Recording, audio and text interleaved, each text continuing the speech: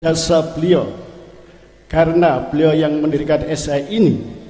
Dengan acara haul, kita sedikit untuk menyampaikan riwayat hidup singkat sang pencipta pencak silat dan pendiri Persaudaraan Sejati, yaitu almarhum Eyang Ki Ngabehi Surodiwiryo. Bapak-bapak serta saudara-saudaraku sekalian, bahwasanya pada tahun 1869, adapun bulannya tidak diketahui, tepatnya pada hari Sabtu Pahing, Ki Ngabehi Surodiwiryo dengan nama kecil Mas Muhammad Masdan dilahirkan. Beliau keturunan dari Bupati Gresik, sedang nama ayahnya adalah Ki Ngabehi Suromiharjo, dan pada waktu itu ayahnya bekerja sebagai mantri cacar di Ngimbang, Lamongan, Jawa Timur, yang kemudian mempunyai 5 orang putra. Salah satu putra tertua adalah Ki Ngabehi Surodiwiryo atau Mas Muhammad Masdan. Jadi saudara-saudaraku, berdasarkan silsilah bahwa seluruh keluarga beliau ini masih keturunan dari Bathara Katong yang pemakamannya ada di Ponorogo. Sedangkan Bathara Katong sendiri adalah putra dari Prabu Brawijaya, yaitu raja terakhir dari kerajaan Majapahit. Kemudian tahun 1883 beliau berusia 14 tahun. Kemudian beliau tamat sekolah rakyat. Setelah beliau tamat sekolah rakyat, akhirnya beliau ikut uwonya atau Pak D-nya yang bernama Mas Ngabehi Suromi Projo. Dan pada waktu itu uwonya menjabat sebagai Wedono di Wonokromo, Surabaya, yang kemudian uwonya menjabat lagi sebagai Wedono di Sidayu Lawas, Gresik. Selama beliau ikut uwonya, karena itu beliau sangat mencintai budaya bangsa, pada akhirnya beliau itu belajar dan memperdalam ilmu pencaksilat. Dan di samping itu beliau pun memperdalam ilmu kerohanian. Secara kebetulan uwonya adalah seorang ahli kebatinan pula. Tahun 1884 beliau berusia 15 tahun. Kemudian beliau bekerja magang sebagai juru tulis pada kantor kontrolir di Jombang. 1 tahun magang di Jombang, namun pada sore hari selepas bekerja, beliau pun akhirnya tetap tekun di dalam memperdalam ilmu pencaksilat. Dan di samping itu beliau pun memperdalam ilmu agama Islam. Beliau pernah masuk di salah satu pondok pesantren yang ada di Jombang. Tahun 1885 beliau berusia 16 tahun. Kemudian beserta chefnya pindah ke Bandung, Jawa Barat.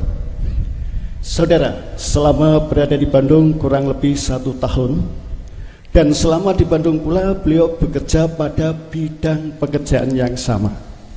Akan tetapi pada sore hari selepas bekerja, beliau tetap mempergunakan kesempatannya untuk memperdalam ilmu pencaksilat yang berasal dari Jawa Barat. Dan beliau belajar kepada para pendekar-pendekar yang sangat terkenal dari Priangan. Sehingga pada akhirnya beliau pun menguasai seperti Cimandi, Cikalong, Ciampea, Cibaduyut, Cimalaya, Cipetir, dan Sumedang. Tahun 1886 beliau berusia 17 tahun. Kemudian kembali beserta chefnya pindah ke Jakarta. Saudara, Jakarta tempo dulu bernama Batavia atau Betawi. Dan selama 1 tahun beliau berada di Jakarta ataupun Betawi, beliau menambah pengetahuan ilmu pencak silat yang berasal dari Betawi.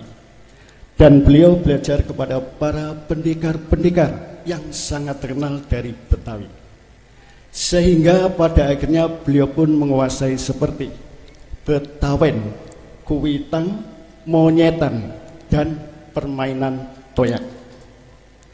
Kemudian tahun 1887 beliau berusia 18 tahun.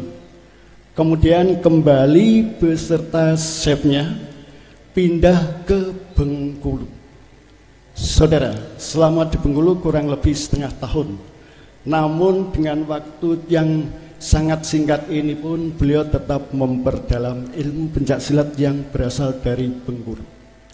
Akan tetapi sayang sekali saudara, ilmu pencaksilat yang berasal dari Bengkulu ini ternyata ada kemiripannya. Kadang menyerupai, kadang pun tidak. Nah, ini terutama ilmu pencaksilat yang berasal dari Jawa Barat ataupun Priangan. Hingga pertengahan tahun 1887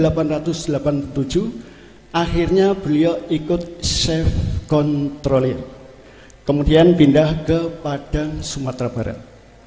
Saudara, selama beliau berada di Padang kurang lebih 10 tahun, dengan waktu yang cukup lama inilah saudara, beliau pun mempergunakan kesempatannya menambah pengetahuan ilmu pencaksilat yang berasal dari Sumatera Barat.